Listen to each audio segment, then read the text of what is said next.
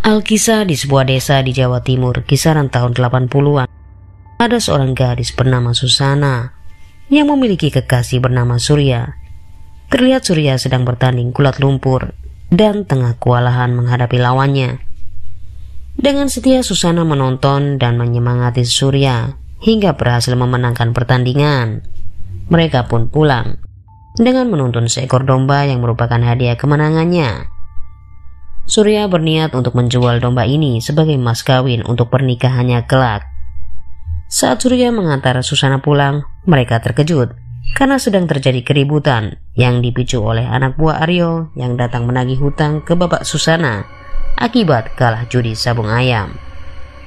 Aryo adalah orang paling kaya di kampung ini.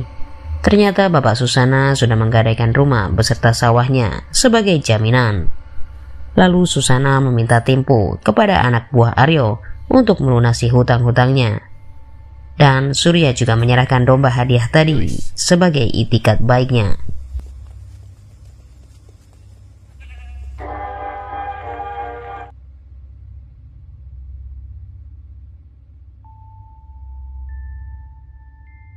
Keesokan harinya keluarga Susana diundang makan di rumah Raden Aryo. Bapak Susana mengira mereka akan ditagih perihal hutangnya yang sudah puluhan juta. Tapi ternyata si Aryo punya maksud lain. Aku sudah punya, kecuali satu. Penerusku.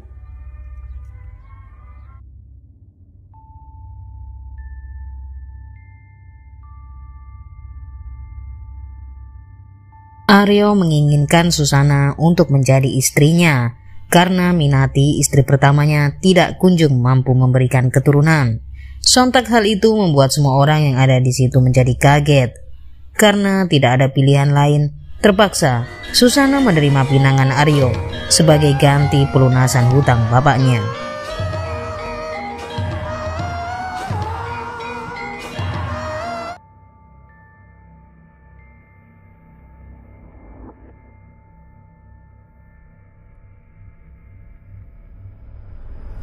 Wayangan semalam suntuk pun digelar untuk memeriahkan pernikahan mereka. Surya yang patah hati berat datang di acara itu dengan keadaan mabuk serta membuat kegaduhan. Surya menghajar anak buah Aryo satu persatu hingga layar wayang terbakar. Tentu saja Aryo sangat murka dengan tingkah Surya. Dia menyuruh anak buahnya untuk menghajar Surya habis-habisan. Aryo juga mencampukinya sampai babak belur. Bahkan hampir saja dia memutilasi tangan Surya. Andai saja Susana tidak merengek memintakan ampun agar kekasihnya dibebaskan.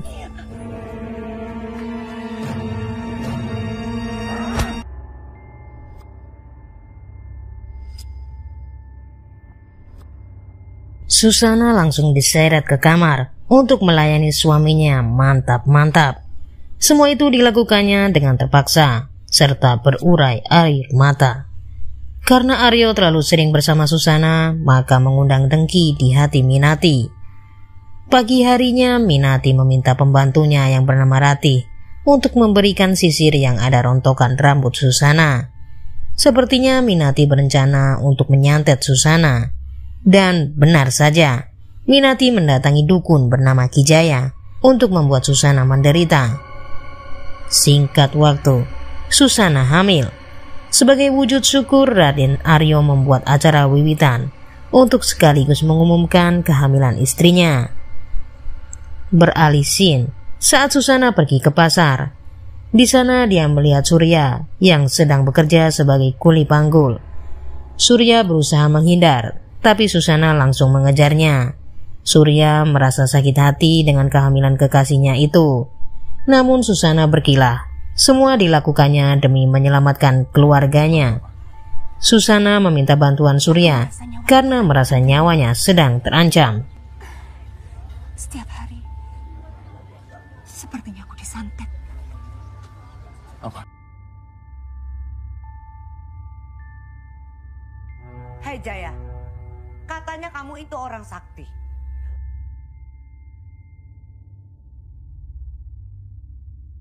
Minati sudah tidak sabar untuk segera melenyapkan Susana. dan menanyakan pada Ki Jaya kenapa Susana masih belum juga mati. Ki Jaya memberikan penawaran terakhir yang diakuinya sangat ampuh, yaitu menggunakan ilmu Banaspati, tapi dengan syarat Minati harus tidur dengan dukun cabul ini. Karena sudah gelap mata, Minati menuruti nafsu bejat Ki Jaya.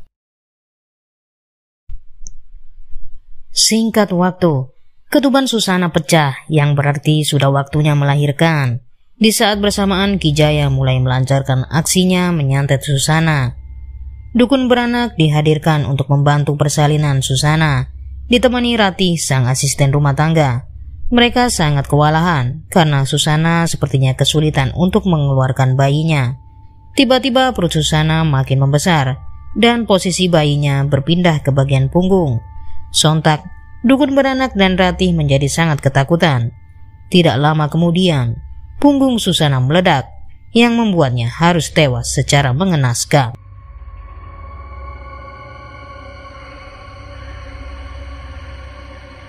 Untungnya bayi Susana berhasil selamat. Di pihak lain, Minati malah memfitnah Susana menggunakan ilmu hitam karena kematiannya yang tidak wajar serta tepat di malam Jumat Kliwon. Raden Aryo juga kurang puas karena Susana melahirkan bayi perempuan. Yang dimaksud penerus bagi Aryo adalah bayi laki-laki. Keesokan harinya, Surya datang membawa tasbih dan Al-Quran untuk Susana. Ratih yang bertemu dengannya mengatakan bahwa Susana sudah mati. Surya sangat terpukul dengan kenyataan yang baru saja didengarnya. Malam itu juga Surya langsung mendatangi kuburan Susana dan menggalinya. Tanpa rasa takut, Surya mengeluarkan mayat Susana yang dikubur secara sembarangan oleh Minati. Surya membawa mayat itu ke tengah hutan di dekat air terjun. Surya yang tertidur terkejut dengan suara yang didengarnya. Kemudian Surya memindahkan mayat Susana di dekat pohon besar. Surya merasa diikuti oleh sesuatu yang tak dapat dilihatnya. Lalu suara itu kembali terdengar dan memperkenalkan dirinya sebagai Samir. Suara itu menanyakan siapa yang dibawanya, juga apa yang tengah dialaminya. Lalu suara itu menawarkan untuk menghidupkan kembali kekasihnya dengan syarat tumbalnya adalah anak Susana. Surya menyetujui perjanjian dengan iblis tersebut. Lalu Samir menyuruh Surya menutup mata sejenak. Tiba-tiba jasad Susana terbangun. Seketika Susana langsung teringat tentang bayi yang dikandungnya. Setelah mendengar suara tangisan bayi, Susana menghilang. Di malam hari, Susana melihat bayinya yang sedang dalam gendongan pengasuh dari balik jendela. Saat itu juga kebetulan lewat tukang bakso yang melihat Susana dalam keadaan bolong di punggungnya. Abang bakso ini langsung bergegas kabur. Namun, ternyata Susana sudah berada di depannya. Lucunya, tukang bakso ini langsung berpura-pura buta. Susana pun memesan 10 mangkok bakso dan langsung menghabiskannya. Lalu dia memesan 10 mangkok lagi. Saat tukang bakso akan mengambil bakso di panci, tiba-tiba bakso itu berubah menjadi bola mata manusia yang membuat tukang bakso lari terbirit-birit.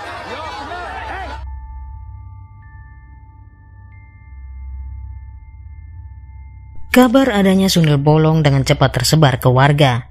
Para warga yang gusar menyuruh Hansip, Japra, dan Rojali untuk menangkap hantu itu. Susana kembali menemui Surya dan memintanya untuk menyelamatkan bayinya dari Minati. Lalu Surya menemui Ratih di pasar untuk meminta bantuannya. Lalu Surya membawa Ratih ke tengah hutan untuk bertemu Susana.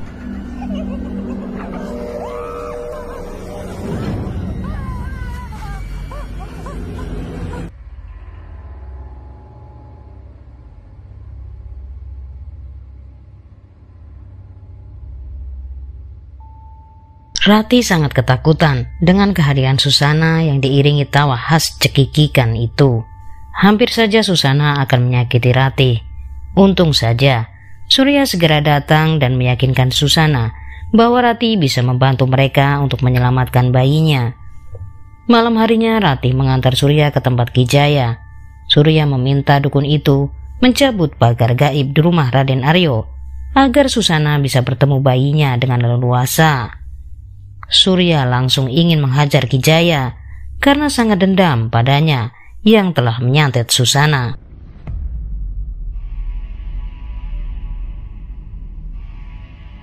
Hampir saja Surya dibunuh oleh Ki Jaya dengan kerisnya.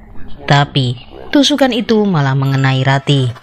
Sebelum tewas, Ratih sempat mencabut jimat leher dukun sakti ini dan melemparkannya ke tungku kemenyan. Tanpa jimat itu, Susana langsung bisa masuk ke rumah Ki Jaya serta menolong Surya. Tamatlah sudah riwayat Ki Jaya di tangan Susana.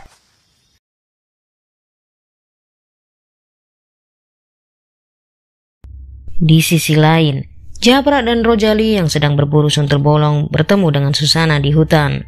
Mereka langsung menjatuhkan jebakan. Lalu Japrak dan Rojali keheranan karena yang ada di dalam kurungan adalah Susana, istri Raden Aryo. Rojali langsung mendatangi rumah Aryo dengan harapan akan dapat imbalan karena mereka menemukan istrinya yang tengah kabur ke hutan. Tentu saja Aryo terkejut mendengarnya. Singkat waktu, Aryo mendatangi Susana di hutan. Tapi setelah wanita itu menoleh, wajahnya berubah menjadi orang lain. Tetapi berbeda dengan apa yang dilihat Japrak dan Rojali, wanita itu tetap berwajah Susana. Akhirnya Susana dibawa ke rumah Rojali. Lalu Japrak datang untuk mengatakan bahwa Susana memang sudah mati. Japrak punya ide untuk membuktikannya dengan memberikan abu jenazah ke minuman Susana. Konon katanya setan akan terbakar terkena abu jenazah. Mereka pun masuk ke rumah Rojali. Susana sudah menyiapkan mie goreng buatannya untuk disajikan pada Pak Hansip ini.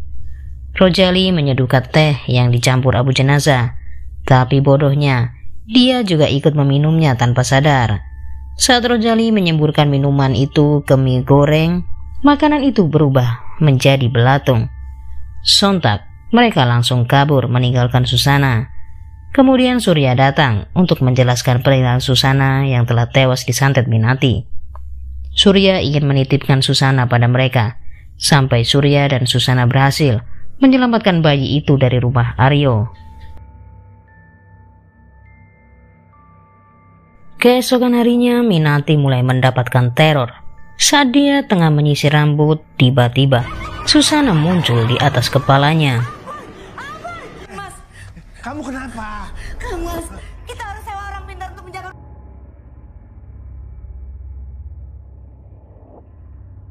Kemudian muncul Aryo yang menyadarkannya. Minati menjelaskan bahwa dia baru saja dihantui Susana dan minta dicarikan paranormal.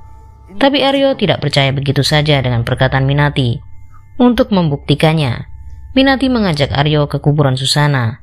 Ternyata makam itu sudah terbongkar dan mayatnya sudah raib. Aryo menduga ini pasti ulah Surya. Kemudian mereka mendatangkan dukun sakti bernama Ki Sabrang untuk melindungi rumah dan mencegah Susana masuk ke rumah itu. Dukun itu pun memberikan cermin dan keris sebagai jimat penolak hantu. Tiba saatnya pesta panen. Acara gandrungan pun digelar. Japrak dan Rojali membujuk anak buah Aryo untuk pergi ke pesta itu. Sementara Surya bekerja sama dengan seorang wanita untuk membuat para centeng Aryo ini mabuk, agar Surya mudah memasuki rumah Aryo. Tiba-tiba Ratih yang sudah mati datang lagi ke rumah Aryo. Aryo pun memarahinya karena pergi tanpa pamit, tapi Ratih beralasan menjenguk orang tuanya yang sedang sakit. Aryo pun mengizinkannya masuk untuk merawat bayi Susana yang memang menjadi tugasnya. Ratih langsung masuk ke rumah dan mencari bayi itu. Dia masuk kamar bayi, tapi bayi itu tidak ada. Lalu dia menanyakan pada Minati. Ternyata bayi itu berada di kamar Minati. Minati yang curiga padanya langsung mengajukan keris dari Ki Sabrang, tapi tidak berefek apapun pada Ratih. Saat Ratih berjalan menuju kamar Minati, Minati melihatnya dari cermin.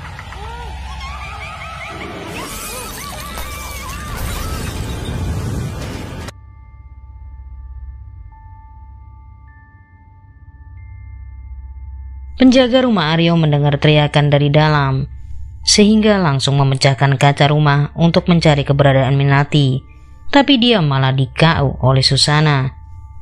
Aryo menyusul anak buahnya di acara pesta dan segera masuk ke rumahnya. Dia menemukan Minati tengah bersembunyi di kamar mandi. Sementara itu Surya juga masuk ke rumah Aryo untuk menyelamatkan bayi Susana. Tapi dia dipergoki oleh anak buah Aryo. Hampir saja Surya berhasil membunuh centeng-centeng itu, tapi karena minta ampun, Surya melepasnya. Ternyata para cecunguk ini tidak kapok-kapok juga. Mereka malah balik menyerang Surya. Saat Surya akan dibunuh, Susana menyelamatkannya. Si botak langsung meniup seruling sakti yang membuat Susana kesakitan.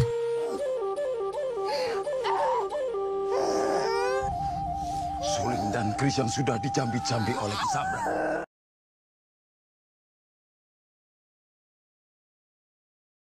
Surya mendorong si botak hingga berhenti meniup seruling. Susana pun berhasil membunuh mereka semua satu persatu.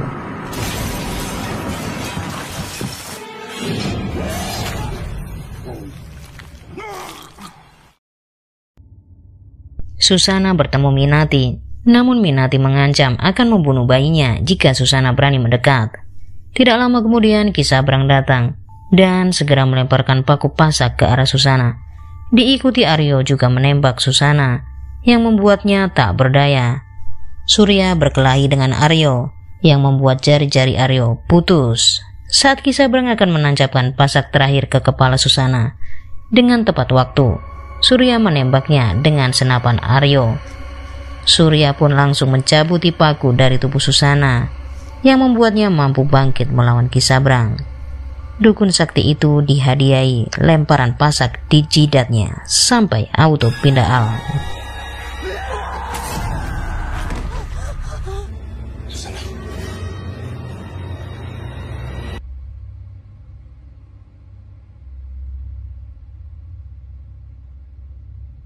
Setelah menghabisi sang dukun, Susana juga membunuh Aryo dengan senapannya sendiri.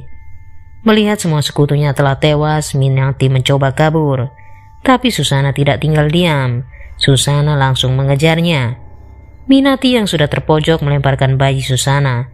Mujur, Susana langsung sigap dengan mengarahkan ke tumpukan jerami. Selepas itu Susana langsung membuat perhitungan pada Minati. Minati disiksa hingga tidak berdaya. Sampai akhirnya Minati merasakan bagaimana penderitaan Susana saat menjemput ajal. Setelah itu Susana kembali bersama Surya dan bayinya. Untuk menyempurnakan kebahagiaan mereka, Susana meminta Surya dan bayinya untuk mati bersama agar dapat berkumpul di alam baka. Surya menjadi bingung dengan keputusan yang harus diambilnya. Akhirnya dia memilih untuk menancapkan paku ke kepala Susana, karena dia lebih memilih untuk membesarkan bayi itu. Susana pun mati untuk kedua kalinya. Surya kembali mengubur wanita tercintanya ini dan hidup bahagia dengan membesarkan bayi Susana. Demikianlah alur cerita malam Jumat Kliwon. Tetap dukung terus channel ini. Terima kasih sudah menonton.